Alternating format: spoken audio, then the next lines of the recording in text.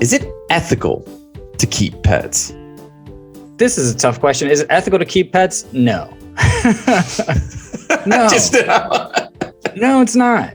But we do it anyway. So but the point is, well, it's debatable, right? I mean, it depends on the situation. It depends on the pet. It depends on the person. It depends on the environment.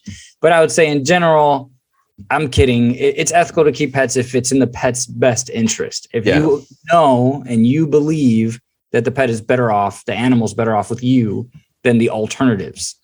But it depends on the animal, right? Like if you have a pet fish, it's kind of a little bit harder to argue, but then a pet dog, I think dogs are very domesticated. A fish, it's hard. It's really hard to say, but like a bird in a cage, because birds fly, like a dog you could take for walks, you could let in the backyard. A bird in a cage generally just stays in the cage. A turtle in a terrarium generally stays in the terrarium. You know, things like, it depends. It's very hard to answer that question. But my first instinct is, in an ideal world, we would have like working animals, you know, like you would have a working animal, not just a pet that just sits in your apartment. But I know that pet in the apartment, for some people, that's their whole world. So it's like, is it ethical to keep a pet? Yes. If it's making somebody happy and that person is providing a life for that pet that is better than that animal's alternatives.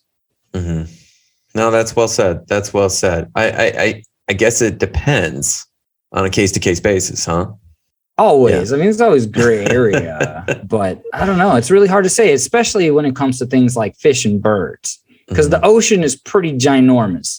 And most dogs, I guess we're talking about ocean fish versus lake fish, whatever, but most like dogs and cats, even if you let them out in the world, you know, they're still like hanging around people most of the time. They're still around people.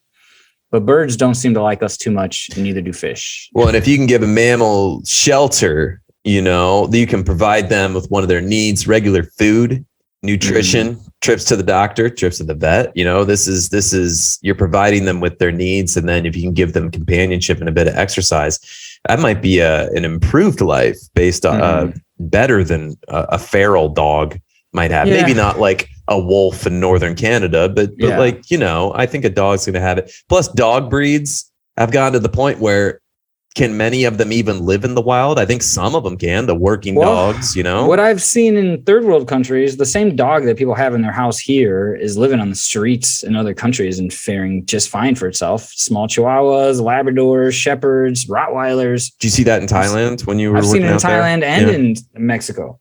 Okay. Interesting. So it's like, I know that they can fare well. And even in the United States, like there's packs of wild Chihuahuas in Arizona that terrorize packs of wild Chihuahuas in Arizona. Look it up. It is a hilarious story because I just got a picture, a bunch of Chihuahuas attacking people's ankles, and it makes me giggle, but I'm sure it's terrifying to the people. Okay. And when I edit the video, I'll have to look this up and post something. I'll have to put that up there. So even a Chihuahua, obviously not by itself, they're little packs like piranhas. You know, they're not fending by themselves. They're smart enough to gather in packs. But the fish has got to be thinking, hey, I can do this on my own. I can do this fairly well on my own, you know? Yeah. The fish is, I don't know. And birds, that one's tricky. That one's tricky. I have fish too. I have my beta and I look at him and he seems happy. They say there's ways to tell if your fish is happy. They make little bubbles at the top of the water. And they make like bubble patches. Yeah. And that's how you know they're living well. Yeah. But I don't know. Maybe he'd probably be happier in the water with some other fish, like in a big old natural environment. So is it ethical? I don't know. What do you think? Is it always case by case? Is there any yes and no to this? I mean, I think most of our existence these days is not very ethical. I mean, there's so many things. I was taking out my glass recycling, right? On the surface there, that sounds pretty good, right? Taking my glass recycling, no, it's not good enough. I should be taking the bottles to a bottle like receptacle place so that they can just reuse the bottles. Because actually, when you take your glass, you melt it down, and that takes a lot of energy. And what is energy? I mean, that's like burning coal and burning gas to create new glass. And a lot of glass is just thrown away. So am I doing the right? It seems like I'm doing the right thing, right? I'm recycling. It seems like you're doing the right thing. You're rescuing an animal. But if you don't do a very good job at it, then Yeah, we talk about that a lot on the Pet Peeves podcast. Yeah. Who's this pet owner? Is it ethical? I guess it depends on a lot on who is the pet owner, right? Yeah. And then is it necessarily, I don't know, are they better off in the wild? What if we just let them all out? All the dogs, all the cats, all the animals in the zoo. Pandemonium. Let them all out. Well, hey, that's another question. We haven't had many zoo questions yet because, you don't currently work at a zoo. So I do not work at a zoo. But is it ethical to keep pets? I think there's a lot of debate over, what's the more ethical thing for more exotic animals? Is it keeping them in a zoo? Is it because there's a lot of endangered species for whom they would be extinct if it weren't for zoos and captive breeding programs, so some good can come from zoos, but keeping more exotic animals, predators in enclosed spaces, it's not healthy for them. No, it's got to be super stressful for them. Then you got to think about the difference between an animal born in the wild and an animal born in captivity. That's going to make a big difference too, and on their mental side, but even maybe not as much as I think. Maybe their instincts are super strong, and those predators, like you said, are going to be born in captivity and just feel off at all times, know something is wrong at all times, be stressed and anxious at all times, never get enough exercise, never get enough stimulation, never get proper environmental engagement. It's super sad, the zoo, to me. When I was a kid, I thought it was awesome, but now as I look back at it, it's like, well, it's pretty sad. But now we have the internet. I could just watch nature is David Attenborough movies. Yeah. Nature's metal. Yeah. On Instagram or whatever, a David Attenborough documentary, and get a lot out of that as well. So maybe the zoos aren't as necessary as they used to be. 4D virtual reality stuff maybe is alternative. Yeah. Well, I think we've come a long ways because even zoos were a step in the right direction from circuses. So, I think we've kind of evolved slowly on this, but I think a lot of people who, and I'm not educated enough on this to have an argument, but some of the arguments I've heard are about just giving funding to safaris in Africa, for example, for your lions and your tigers, et cetera, for your exotic animals, gorillas, et cetera, that if you just fund them, they can fight off poachers and just give them plots of land that are their natural habitat, elephants, so that they can breed, live, hunt, be hunted naturally. And that sounds good. Yeah. And then it can even be paid for with tourism. You can go on safari and observe from afar, in a Jeep.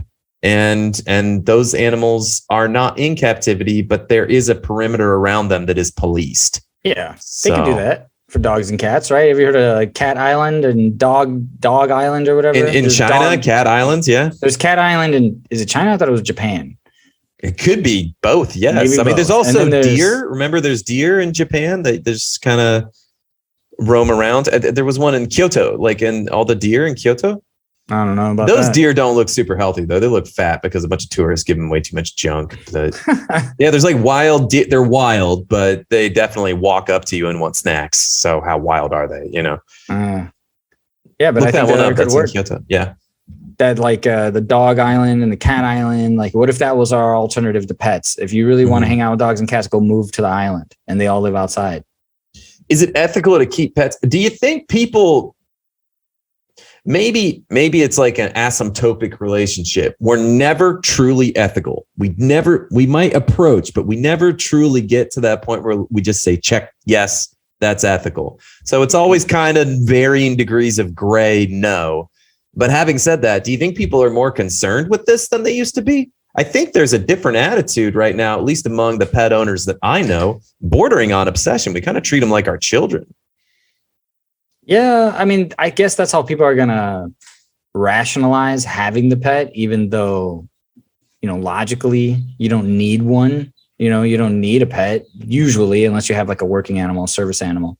But if you don't need a pet and you're getting one purely for the enjoyment of it, purely for the sake of rescuing something from the shelter, I think people are doing more research these days. They're less likely to.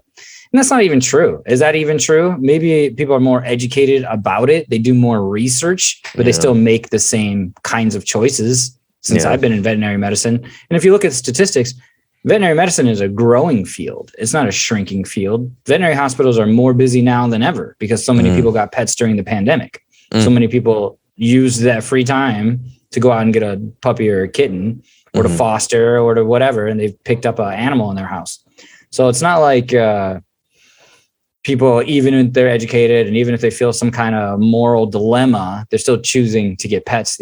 That's probably going to continue to grow. I don't know how, I think nowadays with people having more access to technology and spending more time online, having less human interaction, getting a pet makes sense. You're going to have something that you can care about, something that's warm and, eats and sleeps and that you can share affection with. That's not, doesn't take up a whole lot of your attention and time. You don't have to remember its birthday. You don't have to buy it anything if you don't want to, so there's not a whole lot of, what would you call it? It's not equal. It's not an equal relationship like you would have with your significant other. No matter how much you love your dog, it's not equal to a human relationship that would be in your life.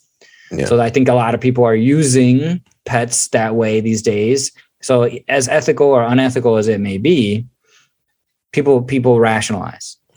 Yeah. And it doesn't even matter the species. People have all kinds of pets these days. It seems like the variety of pet is even increasing because people have more information on how to take care of those pets. And they're seeing it online. They're seeing the exotics. They're seeing the less typical pets online going viral because they're strange. And then people want that. Yeah. I think I keep going back to your bearded dragon as being, an interesting pet from my perspective. So, yeah. Yeah. And is it ethical for me to have him? Yes, because he's spoiled. That's why. So, next question.